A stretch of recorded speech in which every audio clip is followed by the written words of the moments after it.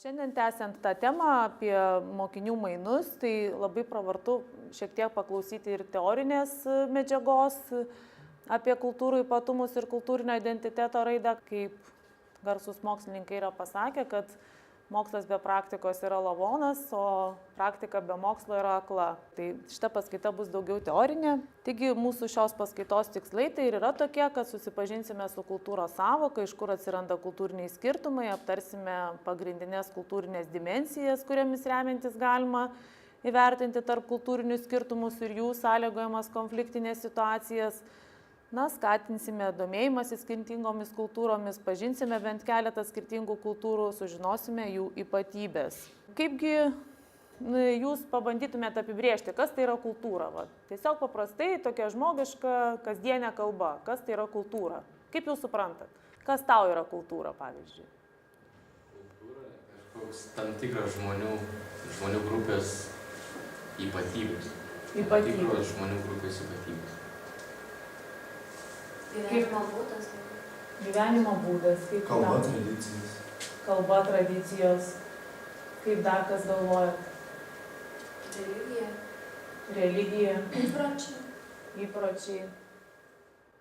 Taip, kultūra apima labai tiesiog daug tų sąvokų ir labai plačiai. Taigi, sociologinė prasme, kultūros apibrėžimas tai būtų toks, kad kultūra tai yra žmogaus veiklos, būdų, priemonių, normų, vertybių ir idealų bendrų ištisai grupiai žmonių, kaip ir sakėte, grupėms, padedančių šiems žmonėms orientuoti savoje visuomenėje ir yra perdodama iš kartos į kartą. Aišku, savaime iš karto kyla klausimas, kasgi tada yra vertybės. Taip pat sociologinė prasme yra apibrėžiamas toks vertybių apibrėžimas, tai tam tikros grupės moralinės nuostatos, pagal kurias žmonių grupė gyvena, dirba, kuria šeimą, valstybę ar organizaciją. Paprastai vertybės būna pamatinis pagrindas organizacijai. Jūs esate iš skirtingų organizacijų kažkokių? Dabar skautai visi, taip? Pabandykit trumpai irgi keliais sakiniais pristatyti savo organizacijos skautų pamatinės vertybės. Daryti kažką kitiems gero, nes iš pagrindinių dalykų. O kaip tas pasireiškia gerumas, kas tai yra gero? Mes darom gerus darbus, kad ir rudenį padedam grėbti lapus, net nežinau, įvairi veikla įtraukianti jaunimą. Skautai turi savo šūkį, Dievui, tėvynei, artimui. Mano čia tikslas ir pasakė. Čia tokios yra pamatinės vertybės, tai yra kurti gėrį, ir platinti ir skleisti jį. Organizacijų sąjungos apskritasis stalas pamatinės vertybės, gal galit irgi pasakyti? Pas mus kaip ir vertybių nėra iš esmės, realiai mūsų tikslas yra vienyti jaunimo organizacijas, tai siekti gėrio pačioms organizacijoms ir dar šalutinis tikslas visam jaunimui pranešti kažką gerą daryti. Aišku, tai vertybė vis tiek toksai bendradarbiavimas tarpusavio, bendrų tikslų siekimas, padėjimas vieni kitiems. Taigi, kaip ir matote, kad kultūra žmonių yra suvokiama labai daugelio aspektų. Tai žmogaus, grupės, organizacijos, tautos kultūra gali būti. Iš kito požiūrio taško kultūra yra suprantama kaip visa tai, kas yra sukurta žmogaus. Viena aišku, kad kiekvienas žmogus yra asmenybė, savaip mąstanti, savaip viską suprantanti ir interpretuojanti, turinti savo kultūrą. Ir kiekvienas žmogus negali gyventi vienas, jam būtinai reikia priklausyti didesniai ar mažesniai grupiai žmonių, tai galbūt šeimai, klasiai, bendruomeniai kažkokiai, arba bent jau turėti su jie kokių nors ryšių.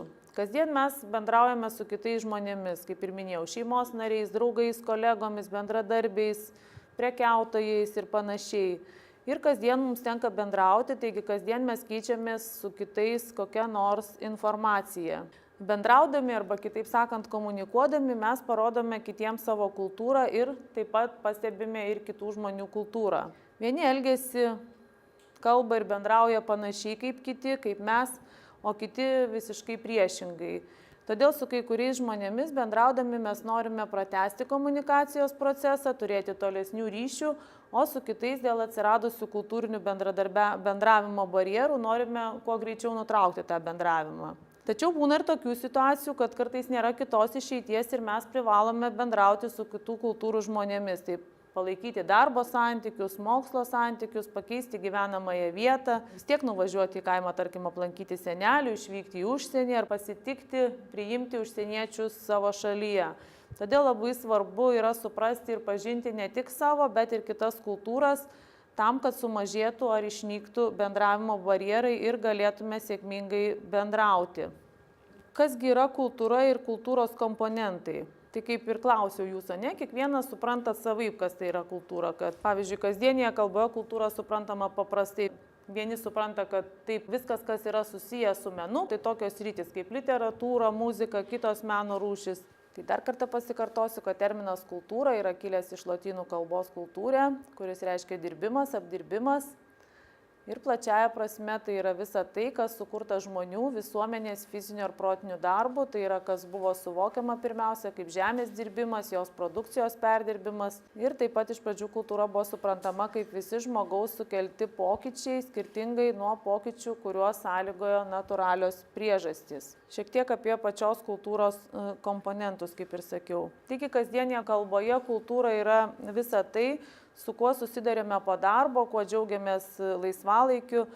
Tai gali būti ne tik menai, bet ir valgio kultūra, būsto kultūra.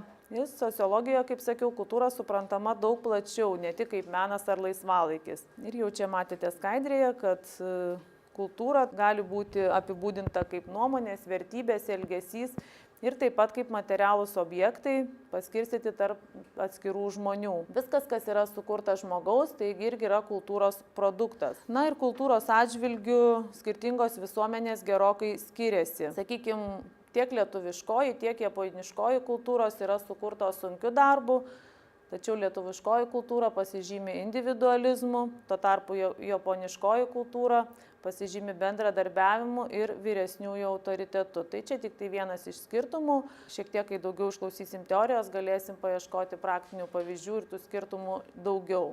Taigi visos kultūros, nepaisant jų įvairovės, turi 5 bendrus komponentus. Tai yra simboliai, kalba, vertybės, normos ir materialinė kultūra. Kasgi yra simboliai? Simboliai yra visa tai, kas turi ypatingą reikšmę, kuri yra kultūros procesų dalyvių yra pripažinta. Ir simbolių reikšmės yra kiekvienos kultūros pagrindas. Kokį simbolį galėtumėt pavyzdį pateikti, kultūros simbolis? Na kaip pavyzdį, kaip suprantat? Na kaip simbolį, kaip suprantam vėliavą? Valstybingumą, nepriklausomybę šalies. Tarkim, karaliaus karūna, ką simbolizuoja? Valdžią, na ir panašiai, suprantat, kas yra simboliai. Pavyzdžiui, dabar, kad ir miesto meras, puošiasi ant kaklo pakabinama emblema, tai irgi kiekvienas atskiriam, ką tai simbolizuoja. Teisėjų drabužis kaip mantija, tai yra teisėtvarkos simbolis ir panašiai. Kalba, kaip minėjot, tai yra tarp mūsų ir pasaulio, jie apibrėžia tai, kas mums yra realybė. Mes per kalbą galim išreikšti save, suprasti kitą. Na ir kiekviena kalba turi savo emocinį lauką, kurio negalima visiškai tiksliai išversti į kitą kalbą. Ir kalba iš esmės yra mūsų kultūrinio palikimo užkoduota forma. Kultūros palikimo perdavimas iš kartos į kartą yra vienas svarbiausių kalbos funkcijų.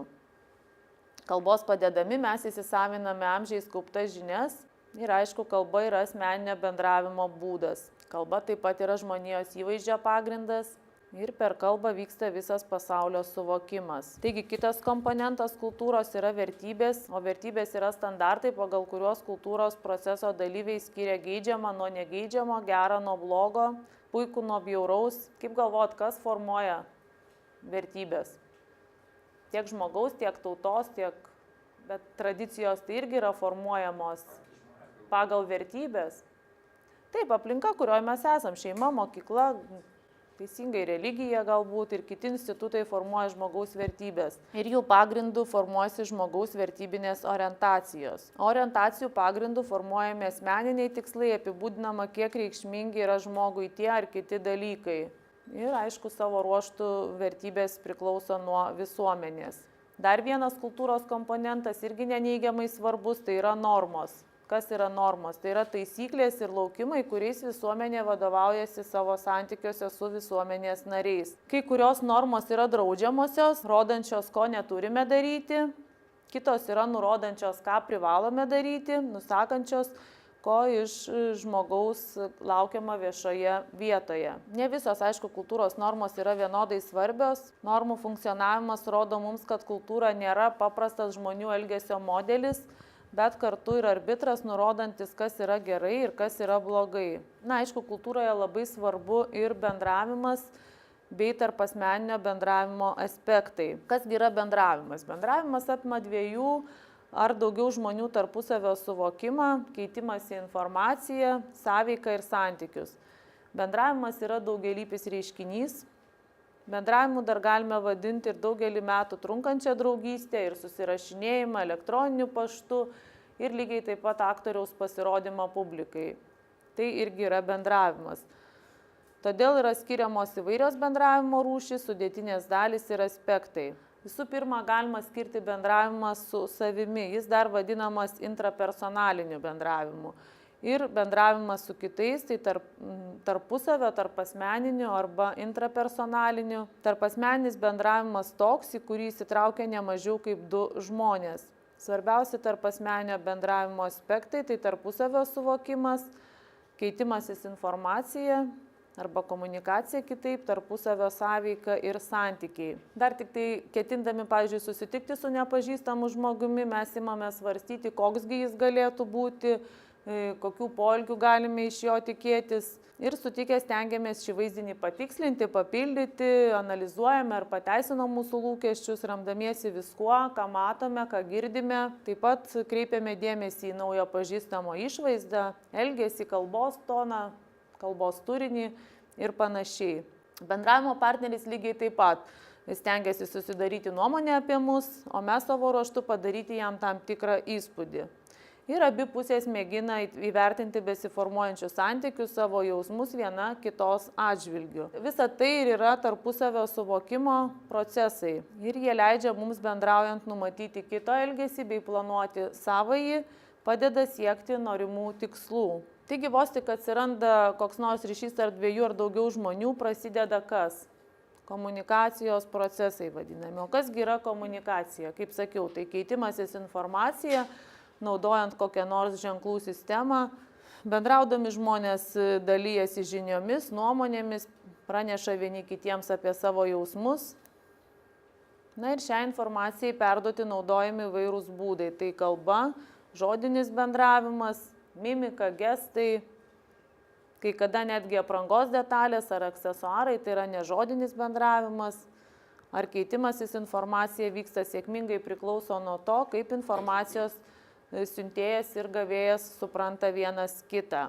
Na, turbūt neneigsit nei vienas, kad dėl skirtingos kultūrinės kilmės atsiranda nesusipratimų ir trinties visuomenėje, kyla ginčiai dėl galimų bendro gyvenimo normų.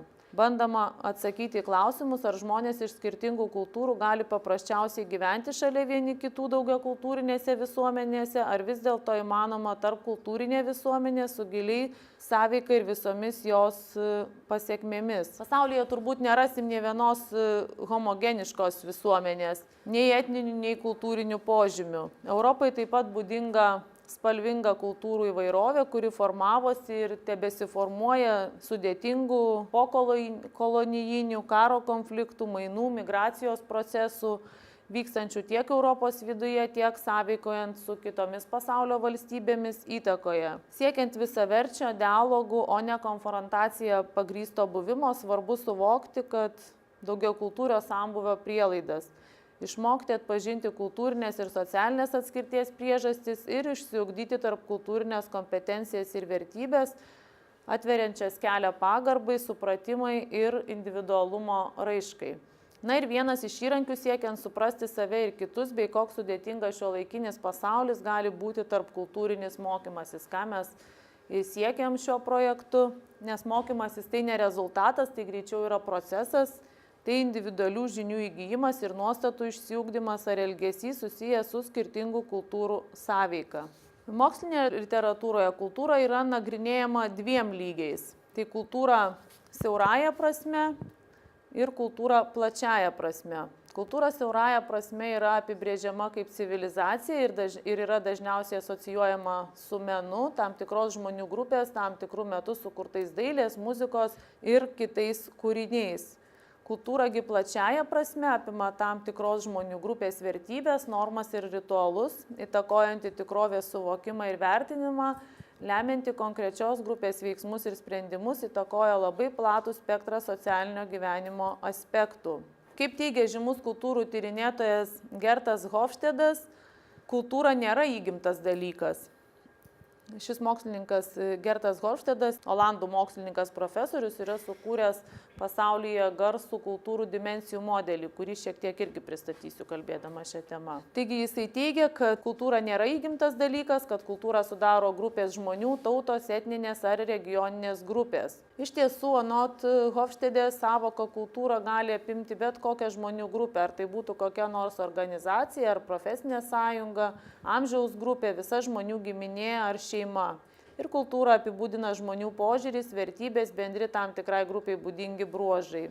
O vienasgi tokių bruožų tai žmonių sąmonės bendrumas, išreiškiantis bendrą kultūrą, kuri dažnai įvardijama kaip kultūrinis identitetas. Taigi vienas iš apibendrintų apibrėžimų teigia, kad kultūra apima visus grupinės veiklos aspektus, tai ir mąstyseną, tikėjimą, pažinimą ir jausmus, kurie susikaupė per ilgus socialinių grupių egzistavimo amžius ir buvo perduodami iš kartos į kartą.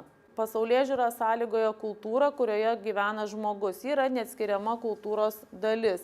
Ir šiuo atveju kultūrą reikėtų suprasti plačiaja prasme, kaip tam tikros grupės žmonių gyvenimo būdas. Na tai jos pasaulėžiūra, elgsena, tai kas sieja tam tikrus žmonės draugien ir kas skiria juos nuo kitų.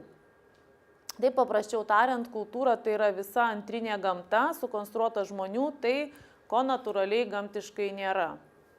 Na, kaip sakiau, pasaulis pasižymi kultūrų įvairovę, o skirtingų kultūrų žmonės laikosi tų pačių esminių sampratų, tačiau žiūri jas iš skirtingų taškų bei perspektyvų.